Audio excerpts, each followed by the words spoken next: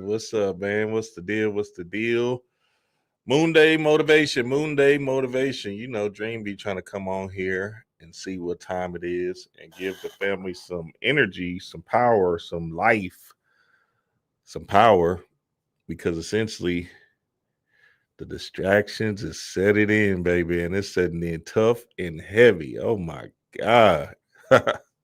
Chaos in the blood. And look, one thing about the distractions is it can take your energy and move you into different spaces and places where you didn't even realize you were. And time is your most precious commodity. So now all of a sudden, your energy is focused on something completely off course of your own divine adventure. So I want to give y'all some plays. I'm going to give y'all a play that I do every rising to keep my mind off of the, the distractory energy that's bound to happen. See, look, you can't do shit about it. So you're gonna have to just do you. What you focus on grows. So the only thing you have is the opportunity to keep on growing, to keep on investing in yourself and moving in the direction of power instead of staying shell shocked and stuck and in fear. And oh shit, here they come again. So I wanna push this level of optimistic, mystic mind, mental alchemy into the family because it takes work to be in a space of high vibrational energy and receiving nothing but powerful, positive outcomes that comes through in your life. So I'm gonna show you. Let me show y'all what I do. So every rising, I wake up, and if I'm grabbing my phone, I'm using it as a tool. And the tool I'm using it for is Instagram motivation, keeping my mind on something more forthright. What's up, family? What's the deal? I see y'all in here. We in this thing. Yeah, I like this thing up. So let me show y'all my Instagram page because my algorithm is full of positive vibrations. And listen, family, I'm just telling you what it is. You have a small amount of time here, and the attention cost. So they know that, and they know that a majority of the world is in a low vibrational state. So they can't. They know where to feed you. Let's say that they know to feed you low vibrational things. So that's why you have the news, and they just feed emergency, tragic, fear, right? Because they know that's what you subconsciously want to see. So on this moon day, on this Monday, which moon is the subconscious mind, we got to stay in motion with the motivation because that's the only way we change our world and put ourselves in winning positions. See, when you see the miracle happen, it's basically you're in alignment with that frequency. So then you be like, oh shit, that happened to me. Hey, I was telling the family the other day, I said, if you ain't laughing, you ain't in spirit.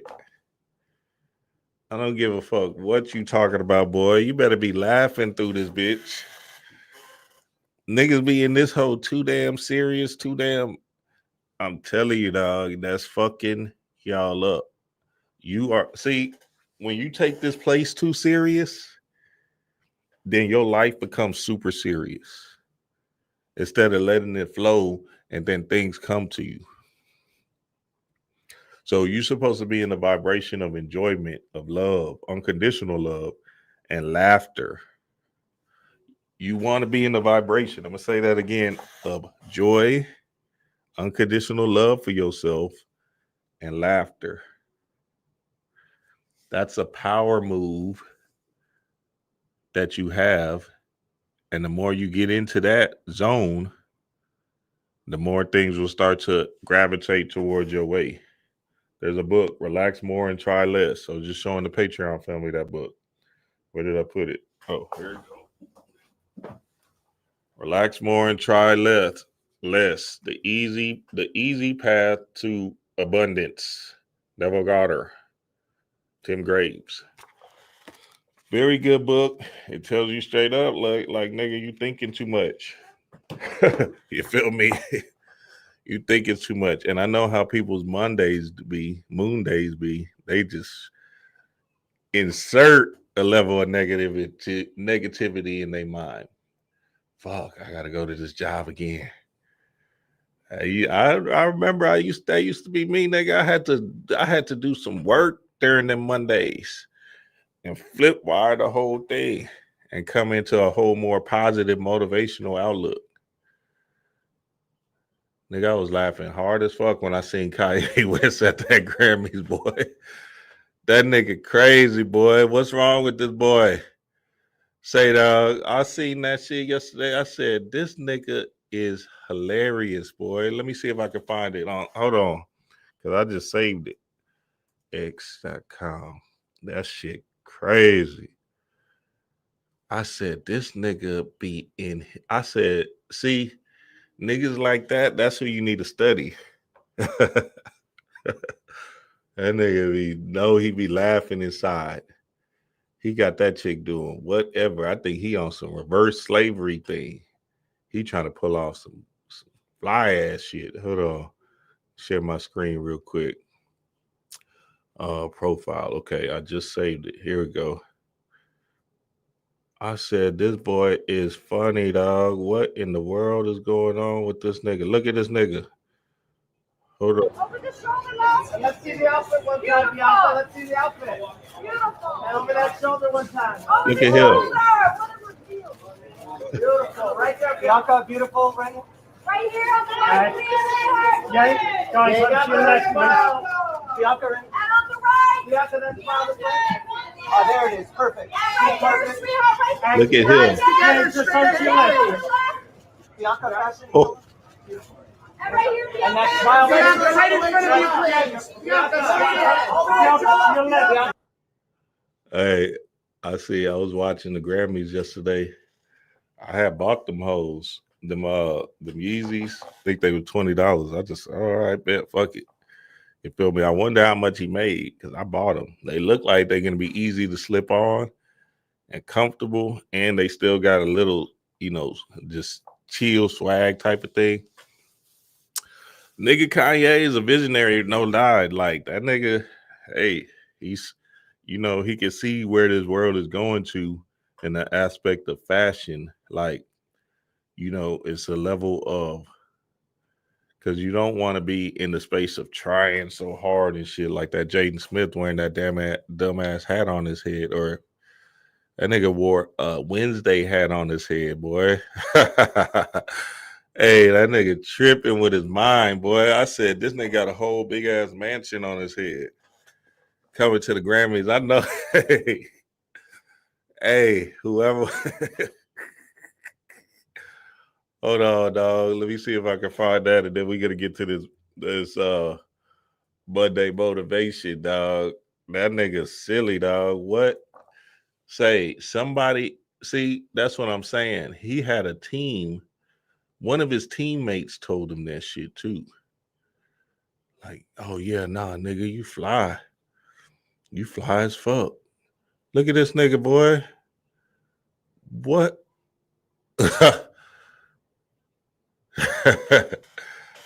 Hey, these kids just be trying to go there like fuck it. Listen, nigga had a big head. Why, dog? See that shit right there, you tripping. Okay, see, all right.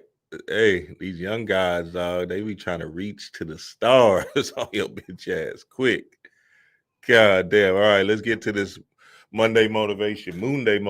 And remember, the moon is your subconscious mind.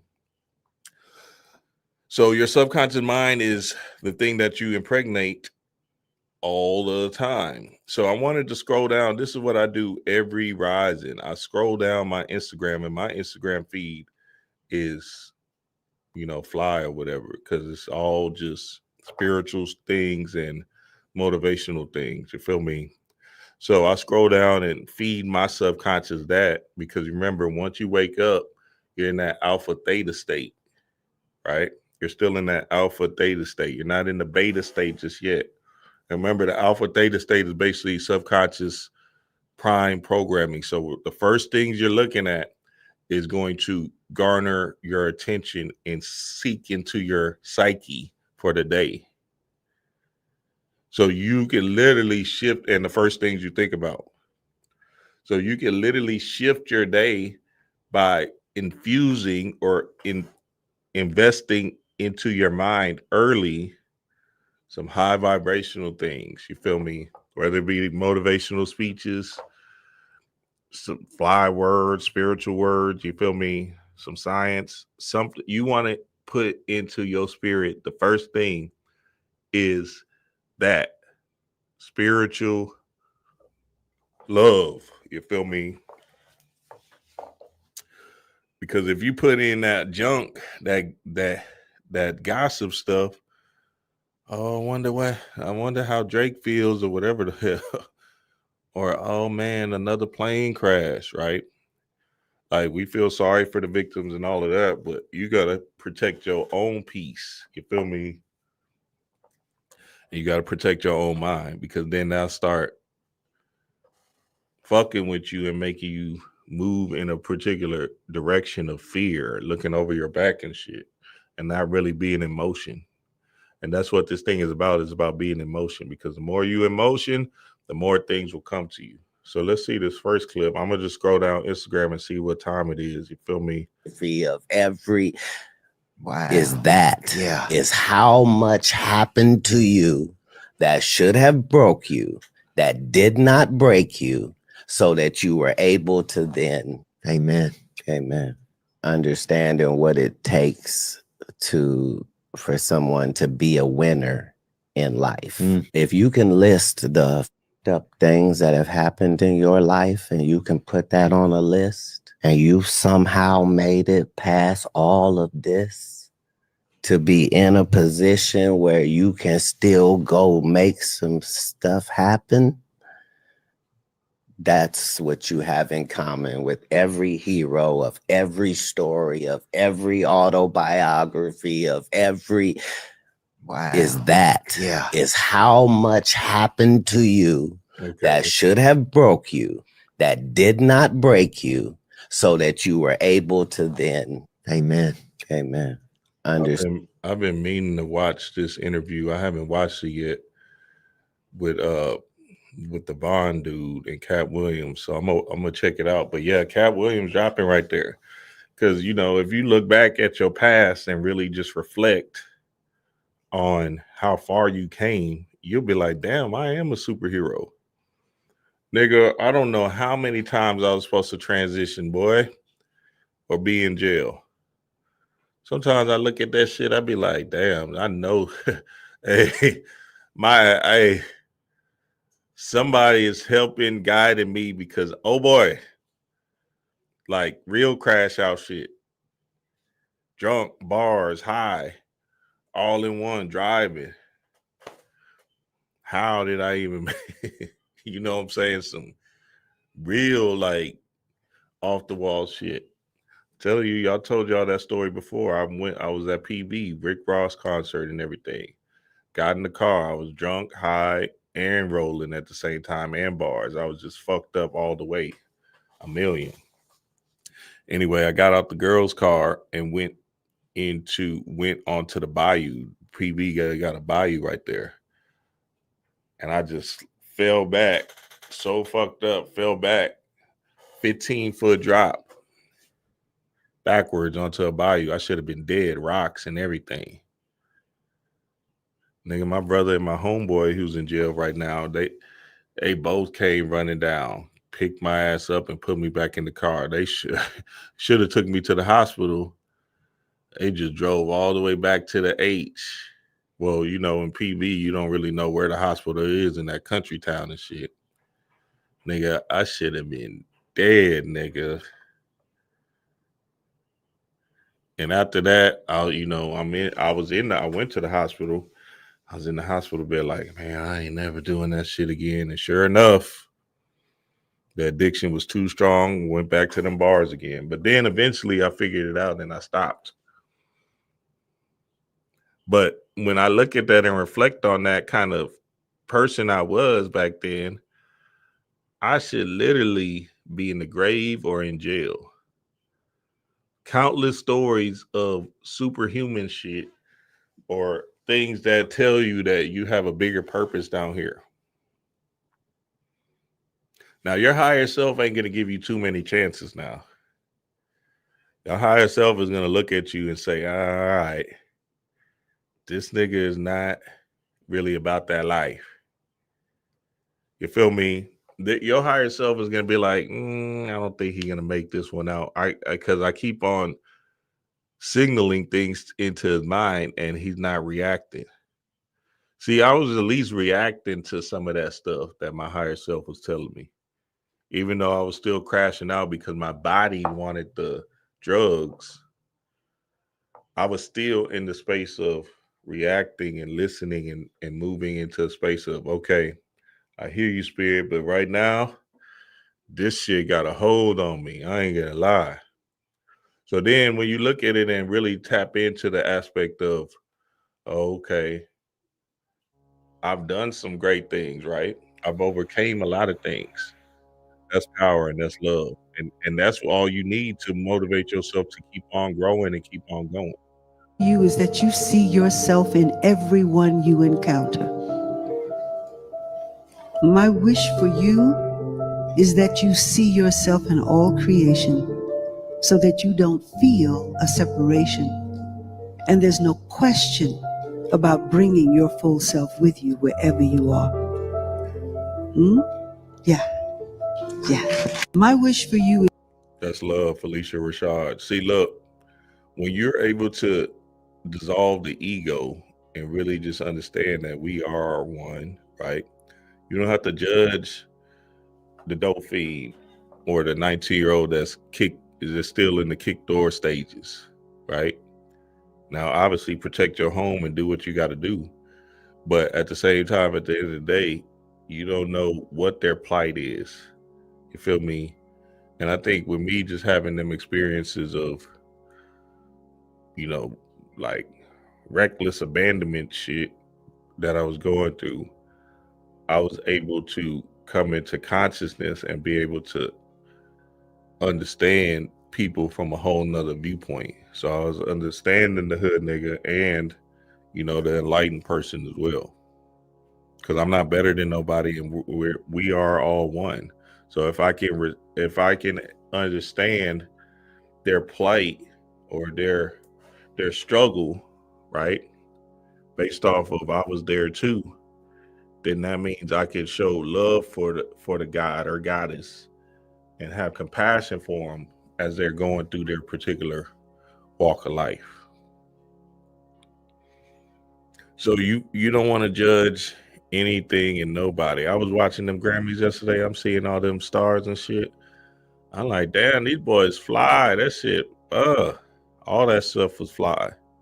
You feel me? They did a hell of a job at the Grammys, boy.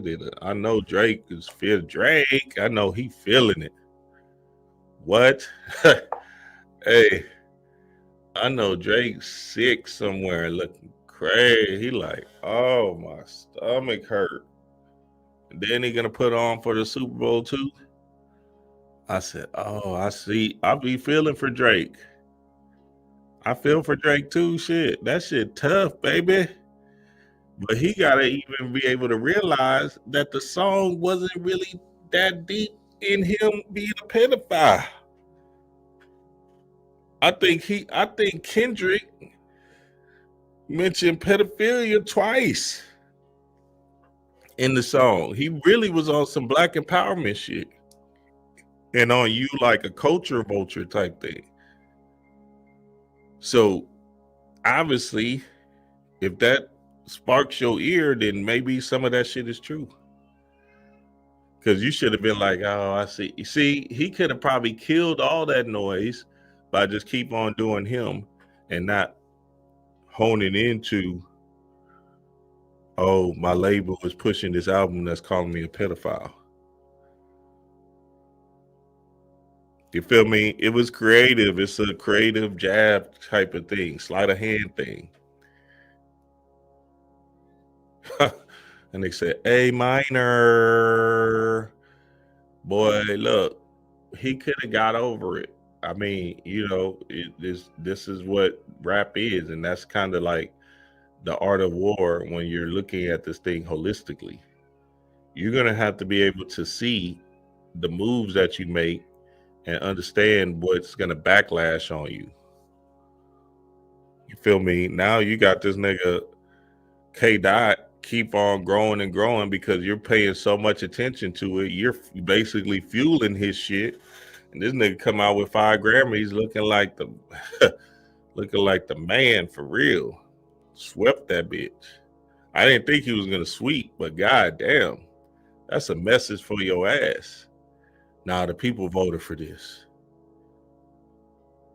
So he, you know, hey, he gonna have to figure it out in his mind, because at the same time, at the end of the day, you know, you still on this earth, and you don't want to be sleeping at night having nightmares about K Dot. This nigga having hey, this nigga having nightmares about this boy. Boy, that shit fucked up. I could say. Trying to look outside ourselves for everything. And once we start going inside, that's when all the answers come, because the inner you is the real you. In life, it's self-love, self-respect, self-esteem. Yeah, a personal relationship with the Almighty, whoever you pray to, whatever denomination, believing in yourself, looking at everyone as yourself.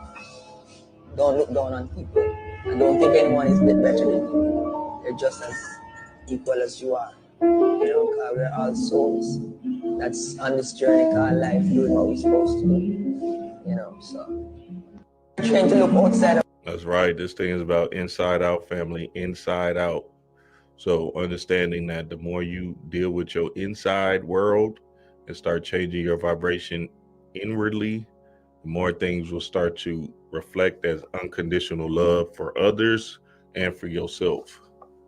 So then you just have a certain flow, you know what I'm saying, a certain peace to you that can't be broken, based off of you doing the inner work, your mental alchemy, and being invested in self first. Invested in self first. If you don't have no love for yourself first, then I don't know what to tell you. It's not going to work.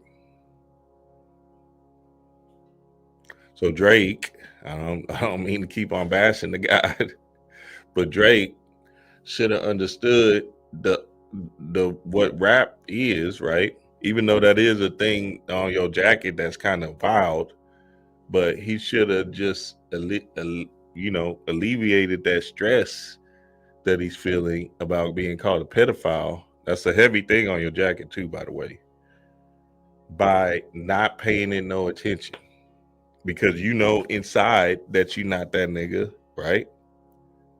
So obviously you showing your hand by giving it attention. You look, if I know I don't dress up and go to ballerina school or whatever, right? And somebody online says this nigga wear tutus and shit like that, why am I gonna pay attention to that? Why would I give it any time? You feel me? I'm gonna just go like, all right, well, this person is funny. You feel me? So you gotta do the work on yourself first and understand your shadow, because maybe he is in that vibration, and he just gonna have to make peace with it. Hell, I just watched the whole goddamn Landman. Them boys making peace with that shit. That whole thing was about 17-year-olds knocking down 17-year-olds. That Landman show, yeah, y'all check that out. Them old Caucasian boys want to knock down these 17-year-olds. You see it in some of the stars today. They knocking down these 21, 18-year-old, 19-year-olds. They be 69, 72.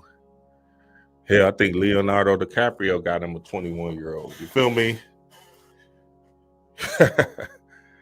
No, and see, they making peace with it. They're like, shit, I'm good. I ain't tripping. Who is that? One of them guys, Al Pacino or something, just got a 20-year-old pregnant. That nigga like 78. Nigga old as hell. You feel me? Shit like that. Shit. So they making peace with that kind of vibration, right? You haven't made peace with sleeping with the 19-year-old Drake. You got to make peace with it. Now, if you going any lower than that, then you need to go seek help. You feel me? Like real help, real. You know what I'm saying? On some R. Kelly shit. But he gonna have to really find the space to, you know, understand that it's all fair in love and war. All right, let's keep it rolling. Let's see what we got here next. The percentage of people that get back up after a fall is very small, because some people fall and they go, I'm just going to lay here, because falling hurts, right? Yeah. There's only a couple people that get up and just dust the shit off and go, I'm still going to go. It's not a coincidence why those people win, right? Like, it's not an accident why winners win. Winners win because of persistence. Yes. Winners win because of consistency, Yep. right? And being diligent about the thing or the choice that they made to be the thing. Like, it's all a choice. Yeah. But so many people break along the way. So what I find the most success is just knowing that not many people can continue to get up day after day and do the things that I do. So that's why I'm able to do it and shine in the lows. Yeah. If you embrace the lows and you clap when you're in the low, it's a bigger reward getting out of it. The percentage of people that get back up. That's good, Kevin Hart. And the reason why I'm liking all of these is to change my algorithm. So you want to like all your spiritual, or to keep my algorithm positive regardless. So you want to like all the spiritual motivational stuff. So again, you can get up on the rising. See, you want to use technology. Don't let it use you, right? You don't have to be the product. You can actually be a consumer and invest in spiritual alchemy, spiritual words or motivational words to help transform your energy by having your algorithm on Instagram or Twitter or whatever, Facebook and all of that, right? Conform to what you need to see to push you. So Kevin Hart is right. That consistency is important, because essentially you got to become numb to it after a while. When you are going to another level, you feel me? It almost becomes like second nature. Like, okay, I still got to get up and get to this thing, right? I had missed my squat workout yesterday because I had drunk some wine. Me and D-Ray drunk some wine Saturday night, right? And for some weird reason, I just was not feeling it, because I usually do squats on Sunday. I was not feeling. I was like, oh shit! I got up. I was like, damn, that wine tore me up. It was some red wine, and you know, we don't just partake in everything, but fuck it, we had a red wine that Saturday night. You feel me? Anyway, long story short, I got up today and went and did my squats on my rest day, which is today, Monday. So instead of me making excuses and saying I missed it, fuck it, I got up today and did it. You feel me? And boy, was I sweating. Nigga, I sweated that whole wine out, boy. Looking like a wino in that bitch. And it's just the little things. See, it doesn't have to be grand things. If you stay consistent in your meditations, then essentially what's going to happen is eventually you're going to be able to understand how channels work. But you got to stay consistent in it, because you're not going to really catch the rhythm of what's going on. You'll be like, damn, I thought that was how I receive channels. But there's a rhythm that you catch when you're meditating and you close your eyes and you see particular symbols or pictures that come into your eyes, your mind's eye, that gives you play-ins in this third dimension. So the only way to get there is by staying consistent. And I think that's my claim to fame, is just being consistent over the 10 years of meditating straight every day. Whether it be for 5 minutes or 2 hours, it's gonna get done. And it's actually now, it's actually like, it's been like that, but it's actually fun. I don't even know how niggas can miss that check-in. That's actually a check-in you want to have every day. Close your eyes, visualize, a light, visualize yourself in a winning position, visualize whatever that you have to do in that particular time. Maybe you're working on your chakras. Just tap in with the invisible, because that's where you're going anyway. And the more you get into that imaginative bag, the more the world will start becoming easier for you. And you'll start just doing your thing. See, that's what Doshi said when she was on that one video I showed y'all. She's like, she read this book. It said, tap into your imagination. She just got to it. And now look at her, Grammy Award winning. Straight like that. So you can tell if you're destined to be a winner or a loser simply by looking at what you think about in each coming event. And if you just make the decision right now to think about what you desire, ask yourself, am I thinking about what I want to happen, or am I thinking about what I'm afraid will happen? Remember, the natural tendency is to think about what you're afraid of. Am I thinking about what I'm going to make happen, or what I'm thinking about is the fear zone? Am I thinking about, I hope I'm not late on my rent or my mortgage. Oh, hope my boss doesn't fire me, or whatever, right? Whatever people be thinking. You have to see yourself winning at all times, in all winning situations. So when I'm telling y'all that the whole conspiracy theory stuff is fucking a lot of y'all up, I'm being for real. The world is not going to end, nigga. This shit is going to be here for millions of years. You're here in the blink of an eye,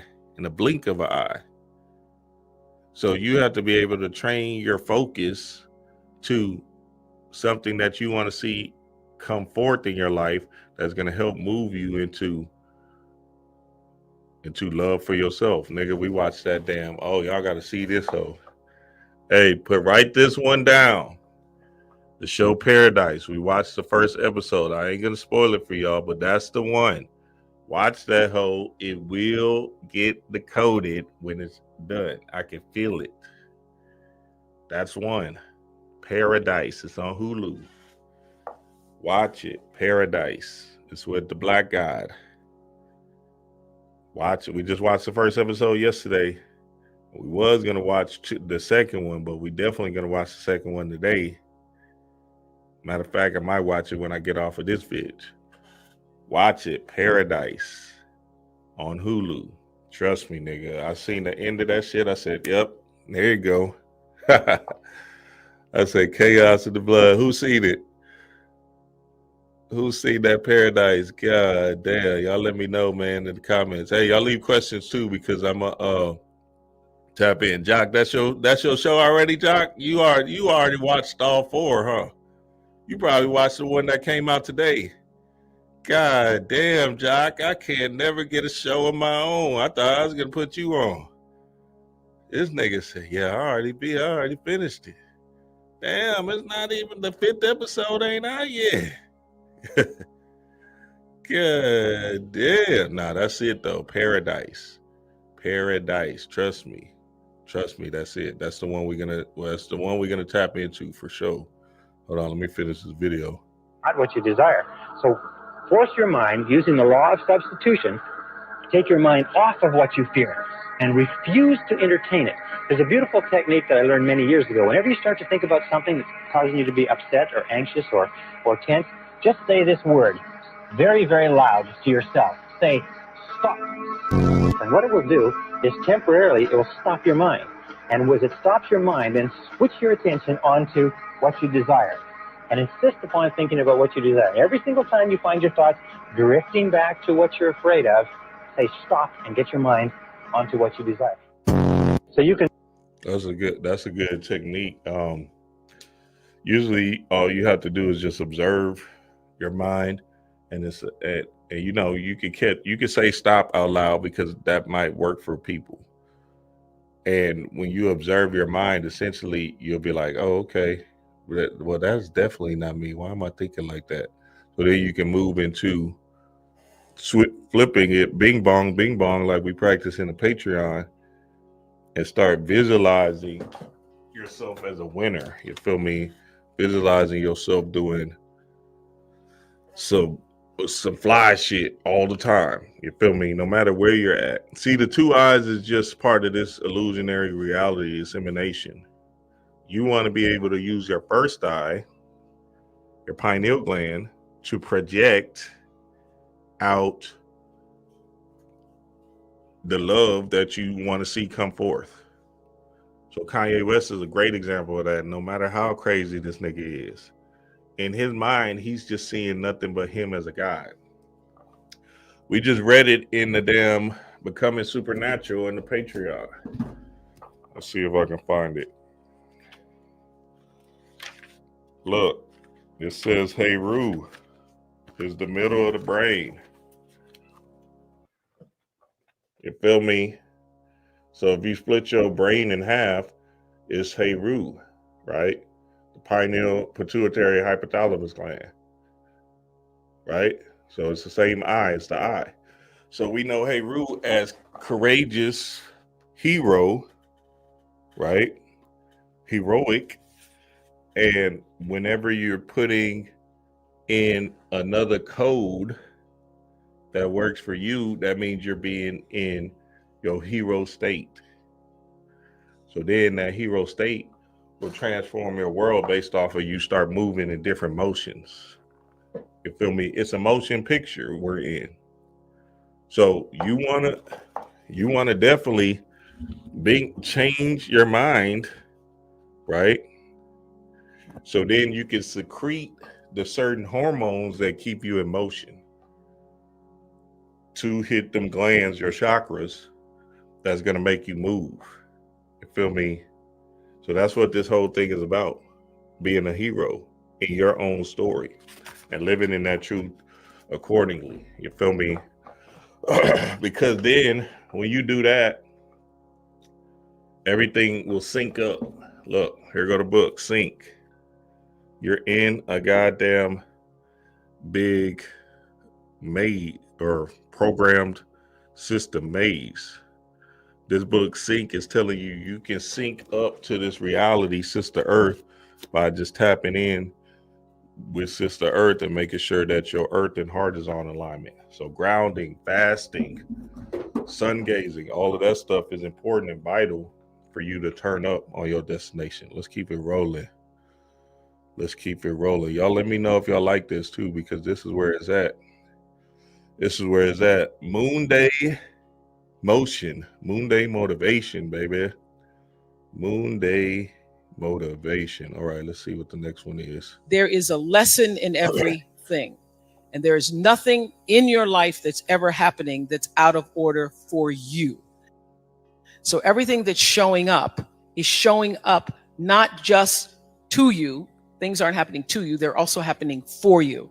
So if you know that and you approach your life from the point of view of what is this here to show me, and what is this here to teach me, and what am I supposed to learn from that, and why did that happen, and not why did that happen in an accusatory way, but why did that happen?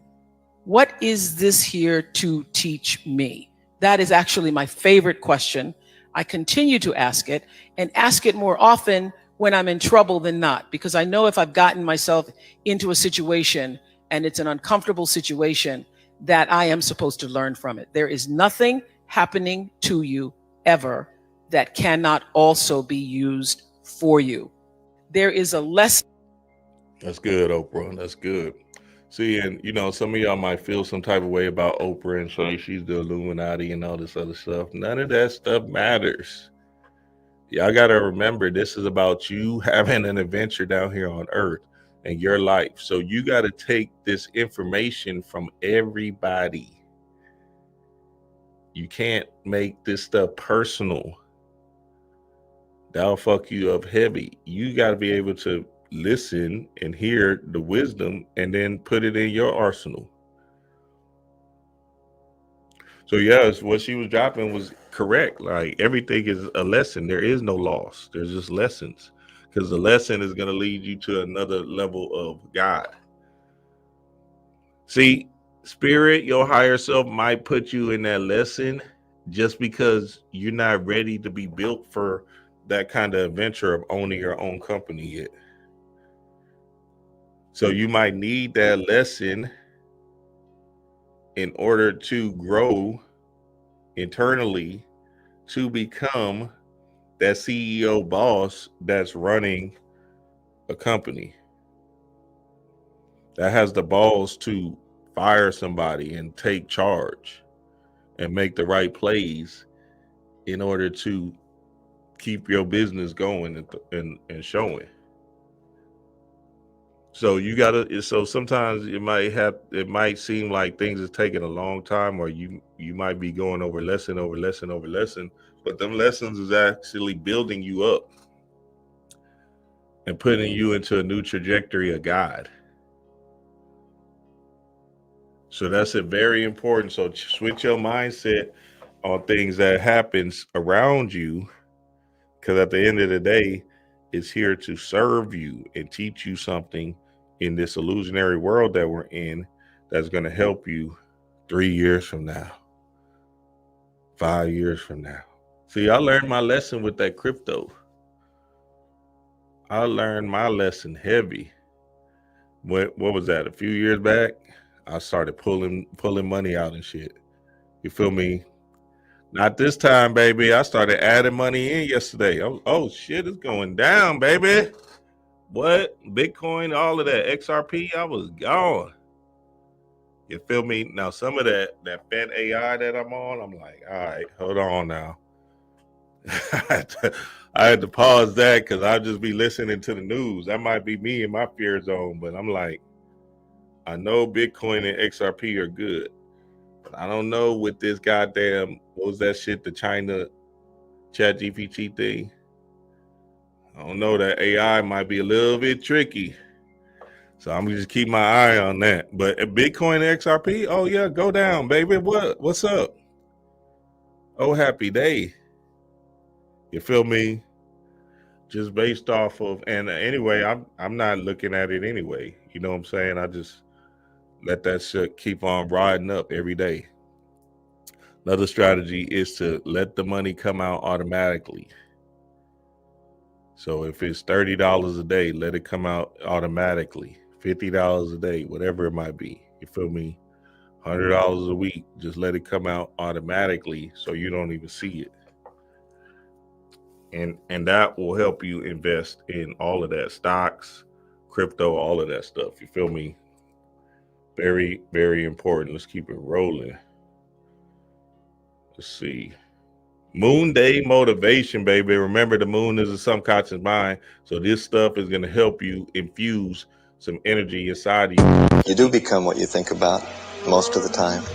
And most of the time you and I think about winning and success and positive opportunities. And we control that. What the mind harbors, the body manifests. If you're aware of the abundance that you've got, you get positive awareness. You open up to the potential. You start looking for opportunities. If you think you can, you can. You can profit through inflation and redirect this nation. If you think you can. You grab a dream and then believe it. Go out and work. You'll achieve it. It's all in the way you choose to think. Losers let it happen. Winners make it happen. That's another one. How are you thinking about this thing? Are you moving in a direction of positive outcomes, or are you moving in the loser direction? How much longer are you going to avoid what you are capable of doing in order to continue with what you are comfortable doing? And I just let that sit. And then let them reflect on that question. Because it could be the very thing they need to realize it's them stopping them. Shame. Just launched your new brand or product? Took Michael Jordan 7 years to win his first championship. Yeah. Every year he had to be Michael Jordan. Yep. He had to train harder than everybody and still lose. That's delayed gratification because you're not being denied. God is not denying you. God is delaying you. And through that delay, you're learning things along the way. So you have to understand that concept, the insane concept. I have to do the same thing over and over and over again at a high level and lose and embrace the L because there's lessons in it. And the L. So when I do get to the W, I'm prepared. Took Michael Jordan 7 years to win his first championship. Yeah. That's good. I didn't know that dude's name was Smart Guy. That's good. So yeah, that's the same thing. Consistency, determination, staying in it for the long haul and not having no action reaction thing. See, the thing that's fucking people up is the reaction. You want something to happen, but you should be knowing that every day, whenever you're meditating or getting better or moving into a more positive outlook, something is happening with inside of you. So you want to change your job tomorrow, but that's not how this thing works.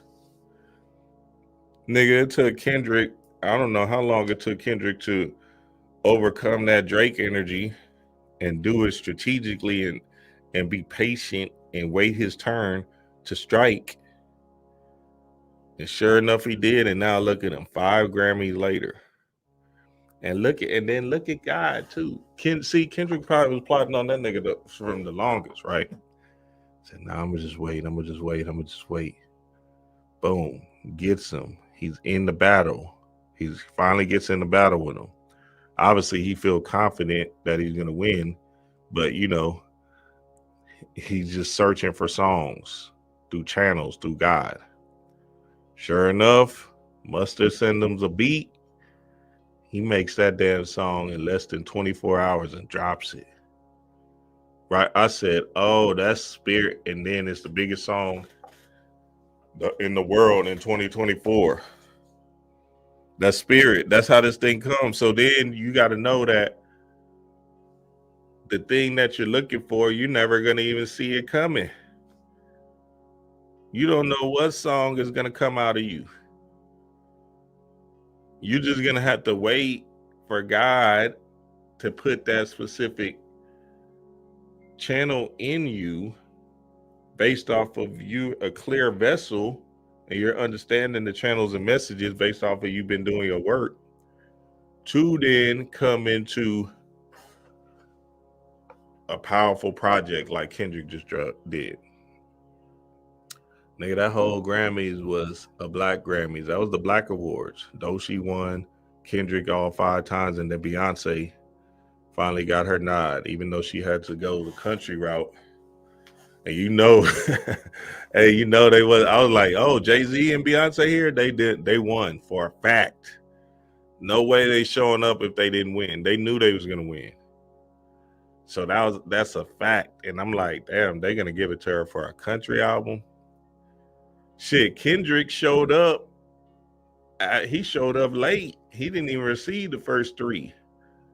Mustard had went up and got the first 3. Kendrick came, got the last 2, and was like, oh, okay, well, bet, fuck it. Which was good because he could just pull up. He in LA, like, all right, bet. Oh, shit, I'm winning? Okay, bet, let me watch this. They said that nigga Kanye West went on the red carpet, did the thing with his wife or whatever her name is, and then left and then went back to his car. I said, that nigga funny, dog. And then he got that face. That's some funny ass shit. Say that nigga Kanye could be a comedian just by his motions and moves and shit. That nigga want to be in the mix so bad, dog. That nigga crazy.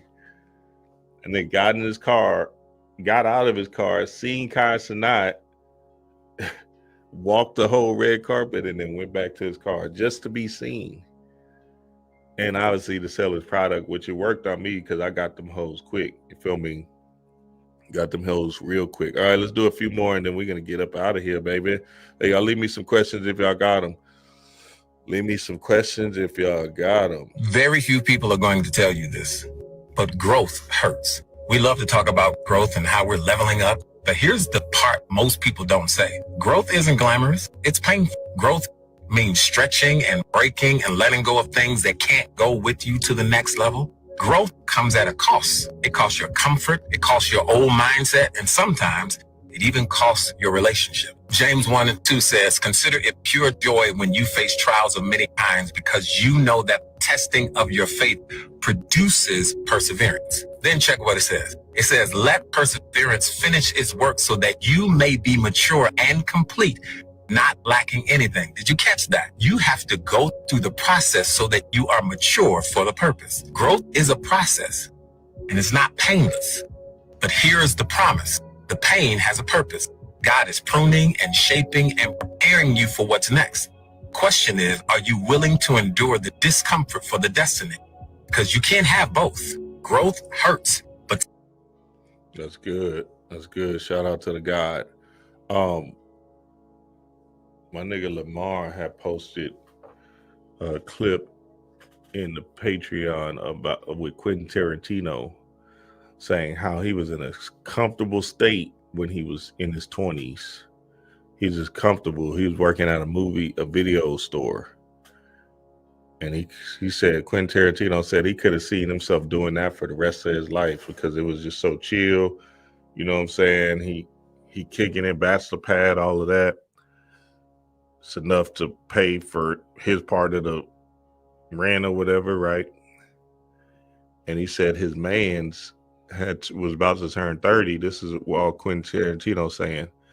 And he just was so upset with himself because his man, and he was like, damn, what's wrong with you? He said, man, I ain't did nothing in my 20s. I was wasting my whole time fucking with y'all. He said, his man said, yeah, y'all niggas been wasting my time and shit.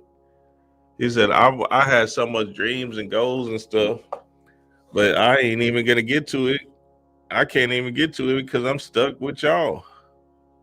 He said that 30 woke him up. He said Quentin Tarantino was like 25 at the time. He said after that, he moved to LA, got closer to the writing scene. And then that's when he wrote Reservoir Dogs, and somebody picked it up and gave him millions of dollars.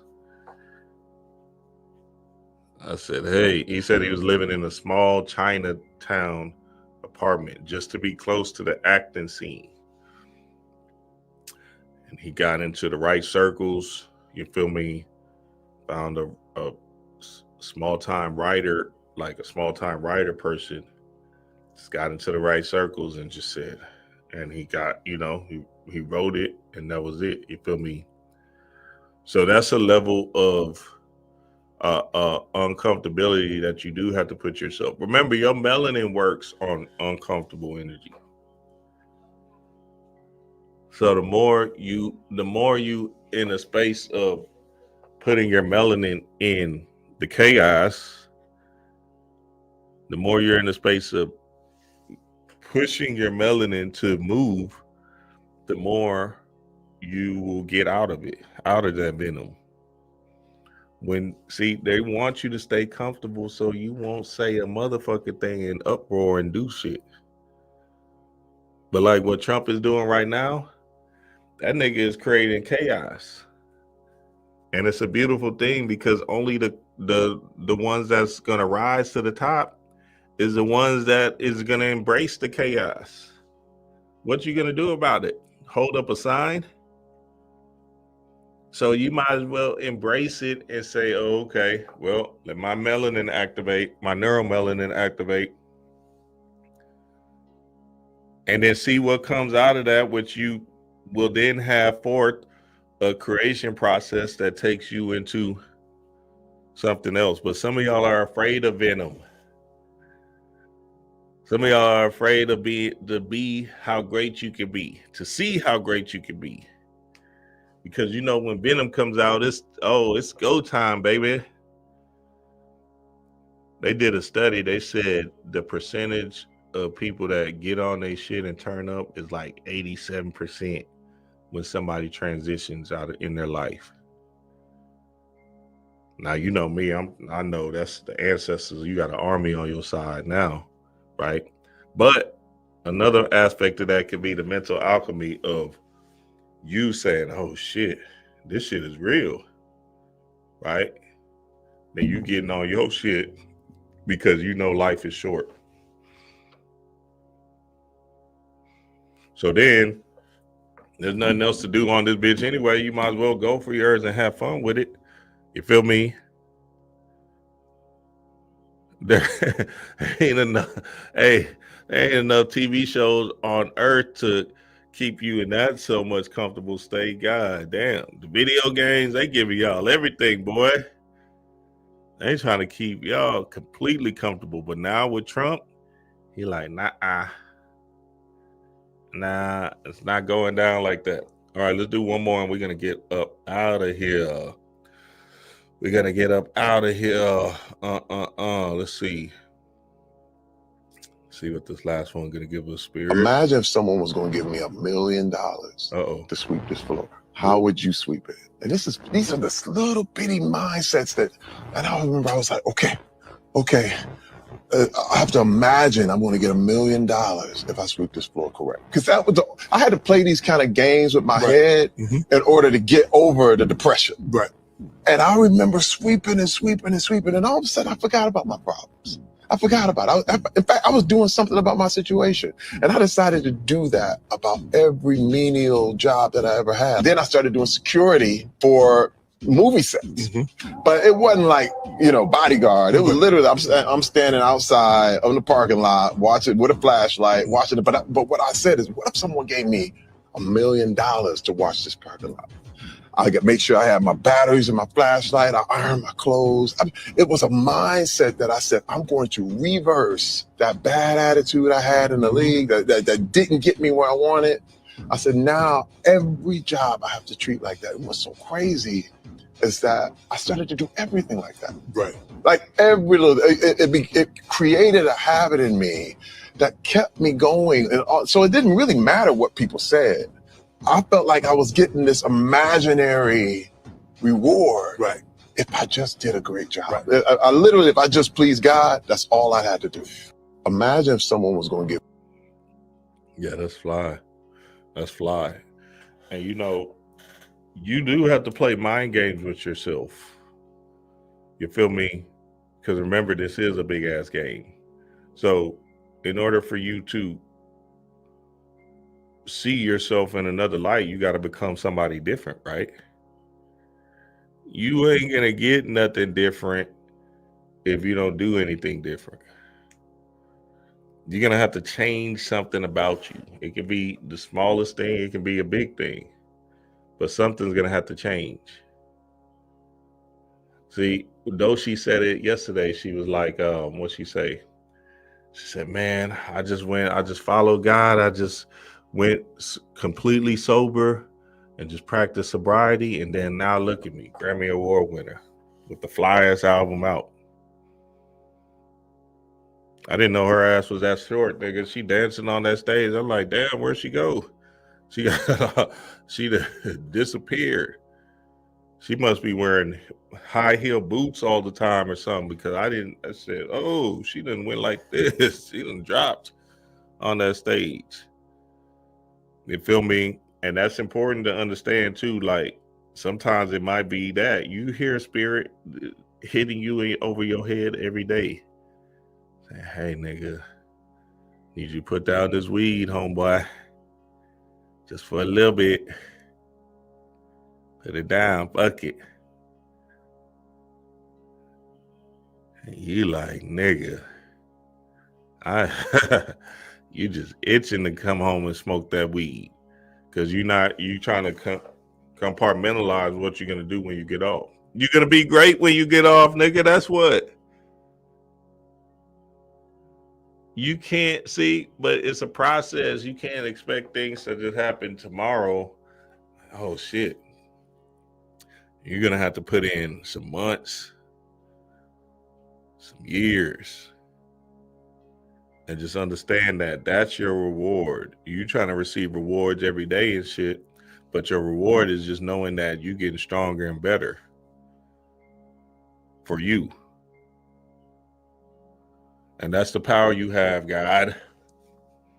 So get into it.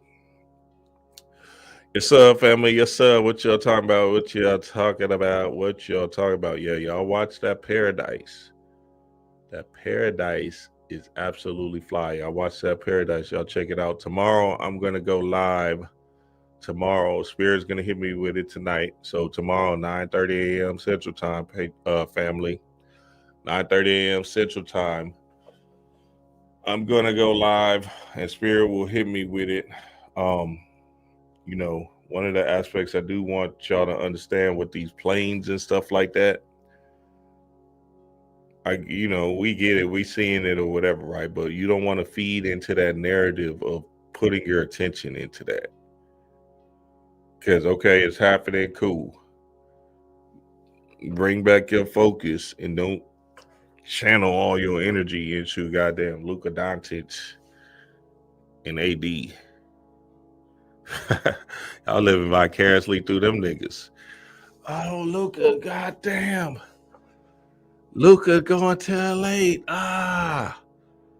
Seeing all my Dallas niggas on Facebook talking about that Luka. I said, y'all niggas. They act like that nigga Jesus. That nigga might be Jesus to them. God damn. And see, that lets you know also, right, when you see that Luka Doncic and AD trade, that just lets you know that there's something strange about the niggas in the West. He's talented, don't get me wrong, right? But them boys don't want it like that. You feel me? And the league is going to have to find, and I think it's just that whole generation. We're not going to base it down to a race or a culture. The league is going to have to find that nigga that wants it. Like Anthony Edwards is the closest thing that wants to be the greatest. You feel me? But the problem is they already set in stone the LeBron and the Jordan as 1 and 2. So niggas looking at their story and saying, especially LeBron's story.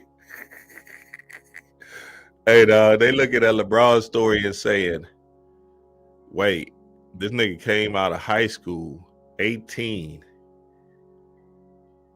Nigga averaged 21 his rookie year. Been an all-star every year, damn near, of his career. Multiple MVPs, all of them accolades. 4-time NBA champion, 4-time finals MVP. And y'all still giving this nigga second? He overcame the thing that they was putting on him in high school. I was there because I was in high school then. He overcame all of that shit. They said, oh shit, he's gonna have to be this great. And he surpassed that shit. All-time scoring leader, everything. And they still got him second ever. So now these kids, so now these kids looking at that and like, well, damn, what's the point? I lost right when I signed up because I went to college. They thinking like, nah, I just 6'8", 260 coming at you, freight train. Not only look, this crazy as shit. Not only is he a basketball IQ god, he's 6'8", 260 with it, and he a pass first player that got scoring the most points ever in the NBA. And you sitting here telling these kids to say, nigga, one of y'all is gonna have to be the great. One of y'all is gonna have to go for that. Kids don't give a fuck. They trying to get to the league and just live out their life. They don't give a fuck, nigga. They like, nigga, I'd rather be a podcaster. You know, give a fuck about this NBA. Them boys do not care. You giving them all this money too? Oh, so they really don't care. That's what I'm saying. That's what's wrong with the league. That's why it's not going to go nowhere, because nobody cares. It's dead. Giannis, they don't give a fuck. What's the dude's name? Look at what's his name? P. What's his name? He got the podcast. He doing his podcast more than he playing games. You feel me? Nigga, these kids don't give a fuck. LaMelo Ball is the greatest example of that. That nigga hoop balling his ass off. That nigga don't give a fuck about being the greatest. Them niggas want to be fly and shit. You feel me?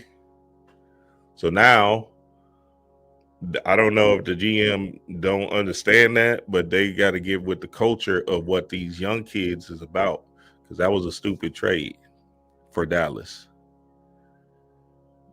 Them kids, nobody gives a fuck, so you can't just force them to be Superman and shit.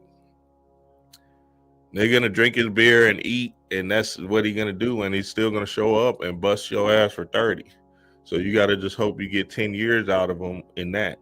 But these kids don't have the motivation to be the greatest ever.